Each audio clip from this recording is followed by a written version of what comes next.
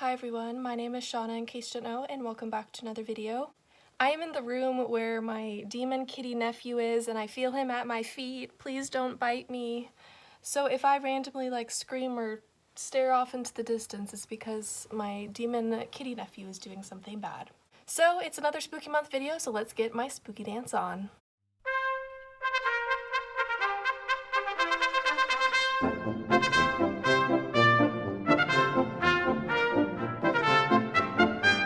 In today's video, I'm going to be doing the Halloween book tag. This is the second time that I'm filming this video, actually. I accidentally used the wrong pronouns for someone, and I caught myself before I uploaded the video. So I'm refilming this, and I'm being 100% respectful of all the authors and characters that I am mentioning in this video.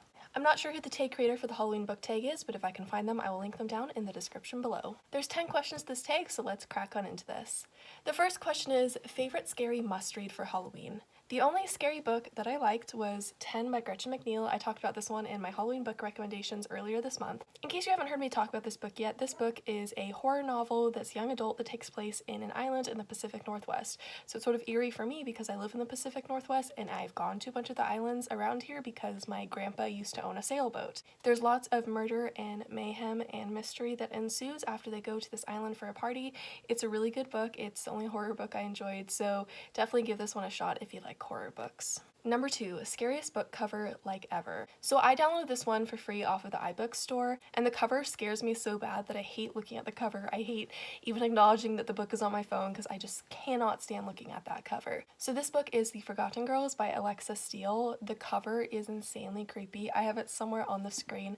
This is described as like a thriller mystery book. I think there is some murders that happen and it's a mystery trying to solve the murders, but I'm guessing that they're probably going to be very graphic and scary murders given the cover.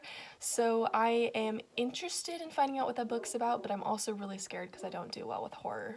Number 3 is, if you could go trick-or-treating with any author, who would you pick? For this one, I am choosing an author that I actually haven't read their book yet, but their book looks really interesting. It's been on my TBR for quite a while, and that book is The Iron Widow, and it is written by Xuran Zhao. And they are an author who just seems like super amazing. I have seen their posts on TikTok and on Twitter, and they seem like they have such a fun personality that I feel like I would get along with them. And then they also really have great costumes. I don't really know the context behind the cow costume, but it seems like Xuran would be so up to doing any fun, spontaneous and funny outfit for Halloween, so I'd really like to go trick-or-treating with them. Number 4, if you could dress up as any bookish character for Halloween, who would you be? I've dressed up as tons of bookish characters. I mean, look at me right now. I'm dressed up as Ron Weasley from Goblet of Fire. So I'm just going to choose one that I haven't done yet that I think would be fun to do, and that is Bellatrix Lestrange. Bellatrix is obviously one of the villains in the Harry Potter series, and she just seems like she would be so much fun to cosplay. She has awesome hair, an awesome outfit, she cackles, and it just seems like it would be so fun to get into character and be Bellatrix. I mean, get into character meaning just act like her, but not do the terrible things that she did, if you know what I mean. Number 5, if you could find anything from any book in your trick-or-treat stash, what would you hope to find? So I would choose the Mortal Sword or the Soul Sword, depending on what you want to call it, from the Mortal Instruments series. So the reason why is because the sword compels the truth out of people, and I feel like that would just be something really good to have. I would want to compel the truth out of certain people. I've been following a lot of murder cases and missing persons cases recently. I don't know why, it's just instinctive, my brain wants to follow all of what's going on for some reason. Even though it makes me more paranoid, it makes me really sad.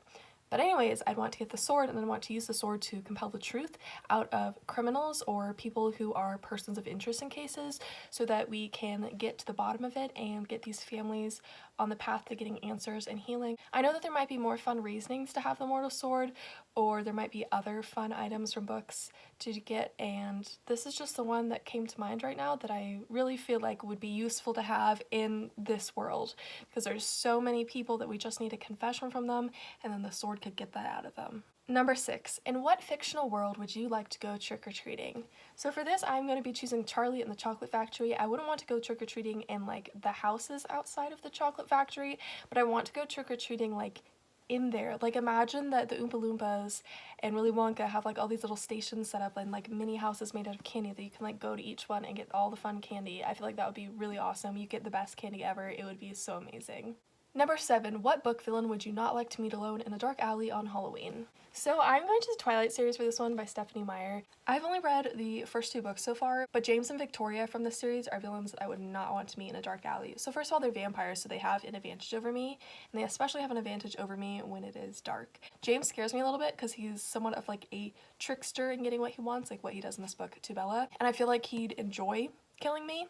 And then Victoria, if anything happens to James, she's like really scary. She'd be really intense. So yeah, I wouldn't want to run into James or Victoria from the series. Would you rather dress up as a vampire, a zombie, a werewolf, or a Shadowhunter? For this, I'm going to be choosing a Shadowhunter. I would like to dress up as all of them because I love dressing up as characters. I mean, obviously, based on what I'm wearing, but specifically I'm choosing Shadowhunters because I've been working on a Clary Frey cosplay, and I have pretty much all the pieces, I just need to get a stele.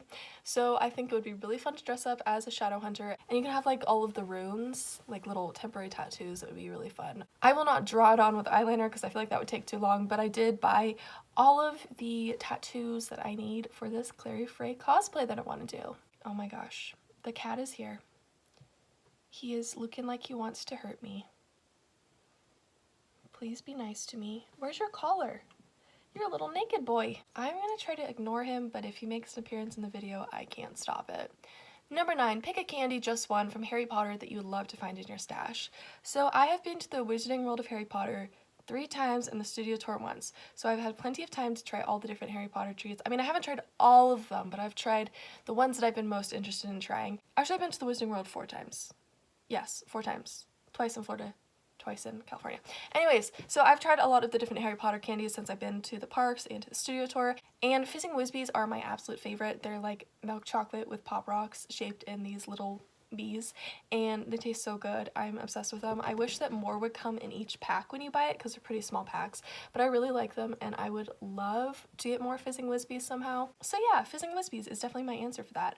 The boy is messing with my light right now, so if everything goes dark, it's the boy. I will show you the boy before I finish this video. Number 10, what's your favorite Halloween candy? So I haven't eaten solid food in over a year, since July 2020. No!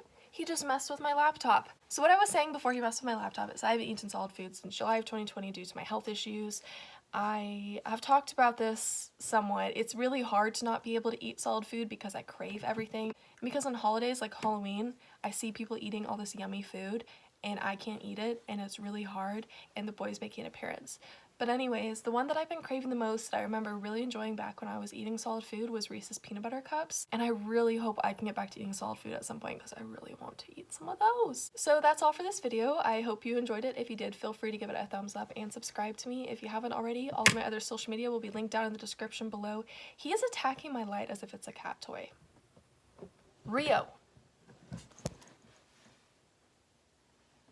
Okay, I've got to go because he's turning into a demon. Oh my gosh. Okay, so this is my bye for now. My next video will be up on Friday. I am going to flip the camera and show you the boy, and that will be the end of the video. So until next time, goodbye.